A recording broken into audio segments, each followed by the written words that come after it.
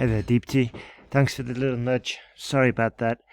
From now on, if you just send them to manager@ieltspodcast.com, you will be, you'll get your answers much faster. Okay, so let's jump into this. This audio talks about the task women get in workplace. It starts with The tasks.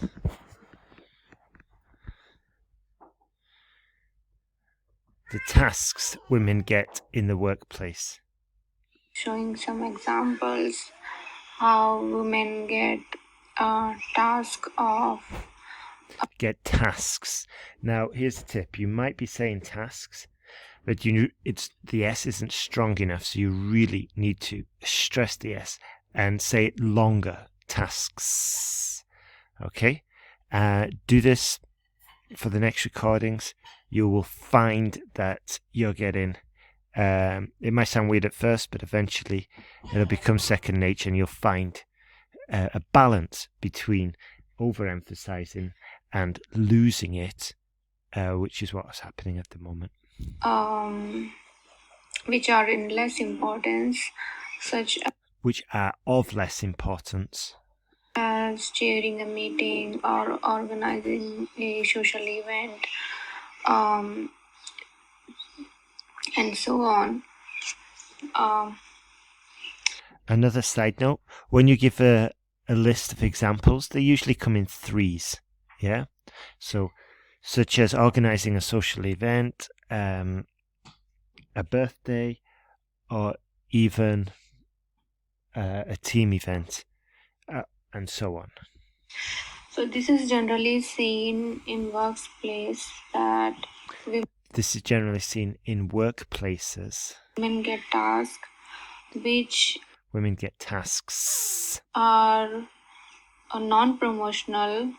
The definition of non-promotional is the task which will involve effort and time, but will not do much in promoting the candidate who is completing them.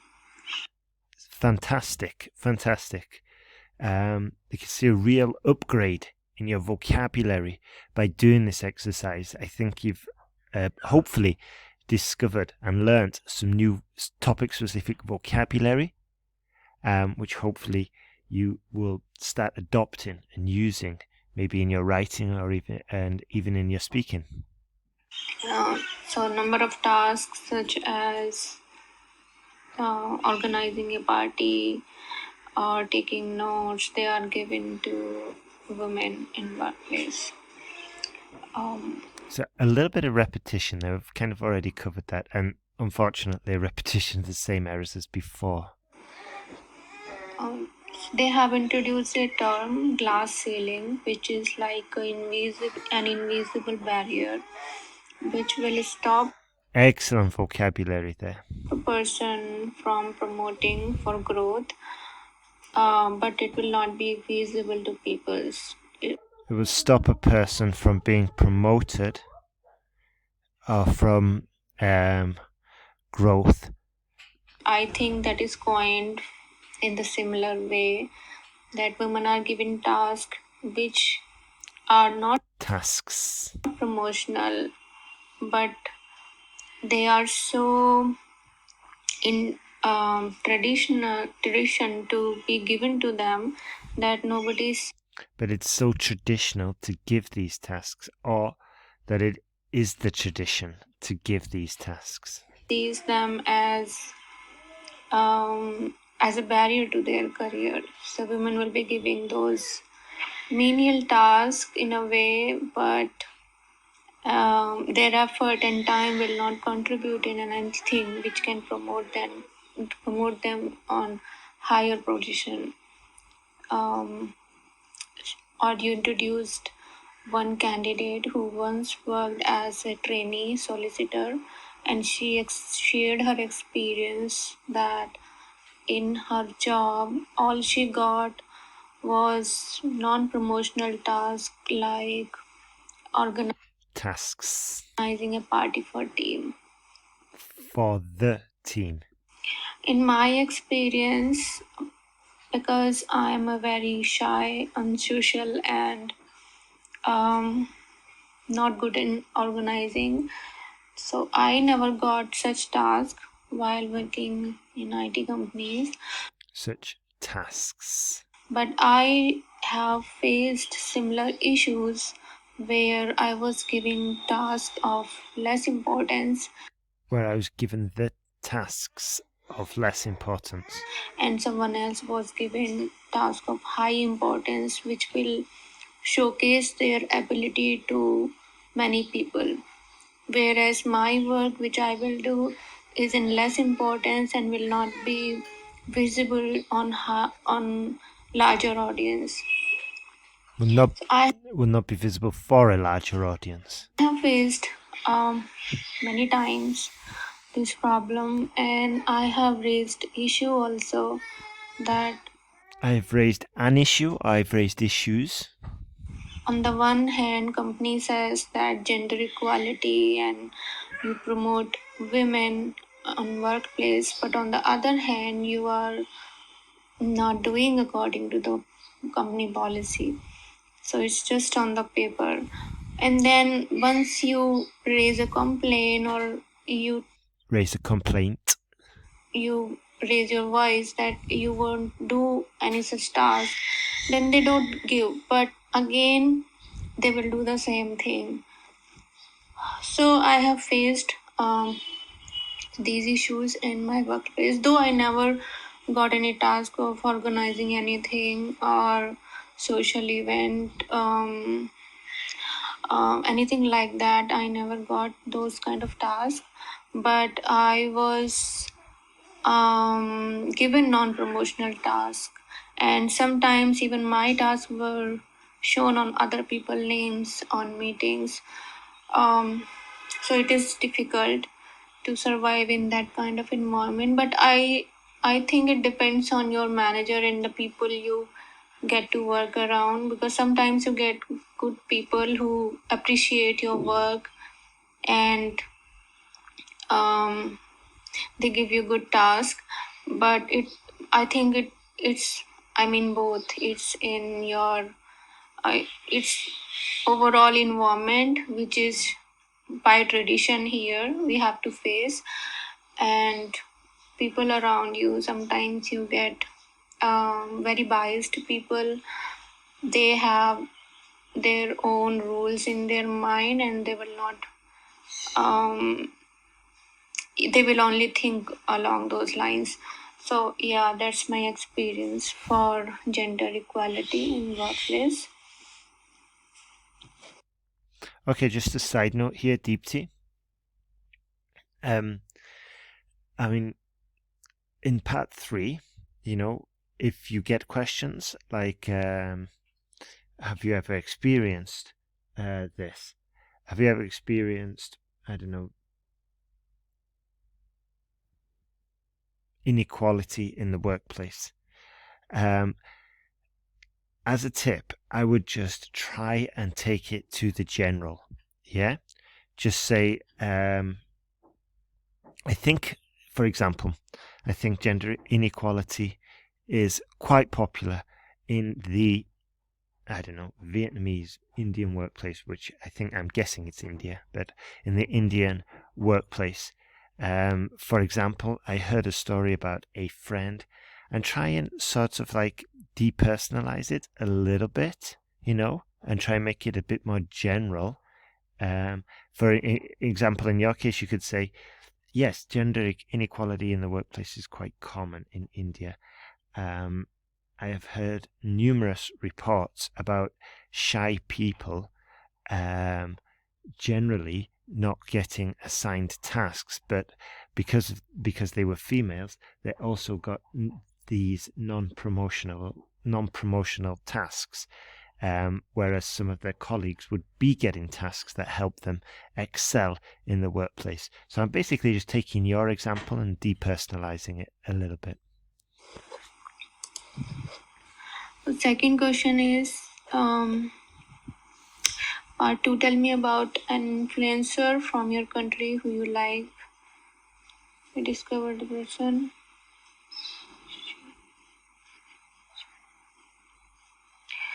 So in my country, I follow an influencer. Her name is Ankita Srivastav, and she makes videos on makeup tutorials. So she started making videos of makeup tutorials, and gradually she shifted on lifestyle videos as well. I discovered this She shifted to, or she moved on to, lifestyle tutorials too. person through internet. I was buying Through the internet. some cosmetic product online, and when I was reviewing that product, I saw her blog, and her blog took me to her videos on YouTube, which I found really interesting. So that this is how I discovered Ankita. Um, so I generally watch her videos for makeup tutorials, though I'm not a very makeup person, but I do like to Though that's good. We had a conjunction there, but just the phrasing could have been improved a bit. Though I'm not so much a makeup person. Okay? Though I'm not so much an athletic person. Though I'm not so much a extroverted, introverted person. Okay, it's a nice little phrase that we can use. You almost got it perfect, so well done. Let's just add that little phrase next time we talk about something. see her videos because it gives little soothing and calm vibes. So her personality, I think the reason I like her videos is her personality. She has a very calm and soothing personality. Um, so that is the reason I like to watch her videos. How Great vocabulary, calm and soothing. Although we did say calm and we said it once or twice. What other adjectives could we use instead, or as well as? Calm, soothing, relaxing, tranquil, peaceful. She has such a soft voice and a low tone, and it really takes me to a relaxing place. Yeah. how has advertising changed over the last 10? Also, as a side note, don't be afraid of matching your voice with what you're saying. So you're not going to say, she's got a really, really, really relaxing voice. No, we're going to say she's got a really relaxing, soothing voice. And it just adds that little bit of style on top of what we're saying, It just adds a little bit more depth.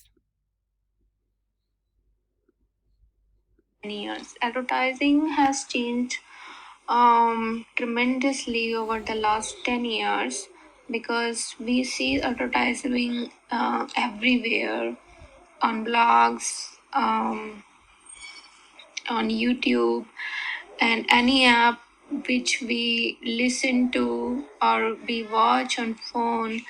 Everywhere we can see advertising. So it's not only television or radio, newspaper now, it's internet where we see widespread advertising for products. Do you think it is fair to have influencers earn more than other professions such as doctors and nurses? Okay, so just be careful there. Over the years, in the question, it was like over the years. So the question was asking for a comparison of what it was like a couple of years ago and what it's like now. I think the advertiser is talking basically about the switch from traditional advertising in newspapers, magazines, billboards, outdoor advertising, and now nowadays the videos we see online in YouTube and maybe even promotions by influencers, you know.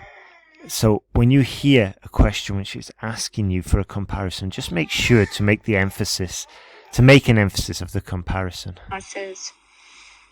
Yeah, when you think about it, it seems very strange that some influencers are earning more than other professions, or like doctor and nurses. but it's Again, like doctors and nurses. not only profession quality that is earning money for them. I think that is their risk taking ability also, which um, got them there where they are now. Because influencer is a kind of job which is Because being an influencer or influencers have a kind of job. Okay, so a singular plural agreement there. which is I think up for very short time. After some time it might not be present or it might not be earning that much. So it's their risk taking ability. So I guess that deserves more, even if they earn more professions like doctors and nurses. I think that is justified because they are putting so much risk on their career. Because they're putting so much risk, uh, because they are going through so much risk with their career, or because there is a lot of risk involved in their career. I think that's what we want to say. And even better, there's a lot of financial risk involved in their career. Advertising is everywhere, such as internet on our phones. What are the consequences of this? The major consequence I can think of right now is distraction, because I have seen when I work online and I see some advertisements which attracts my attention, or it is related to something which I was intending to buy, so I get distracted and I start looking up the site So I get distracted. and browsing their products, and later I realized, no, I have got distracted, I need to focus on my work. So I guess distracting is everywhere Distractions are in a everywhere. very low level view. On high level, advertisement is everywhere. It means it is giving so much opportunities for company owners Advertising, not advertisements, is everywhere. Advertising is everywhere.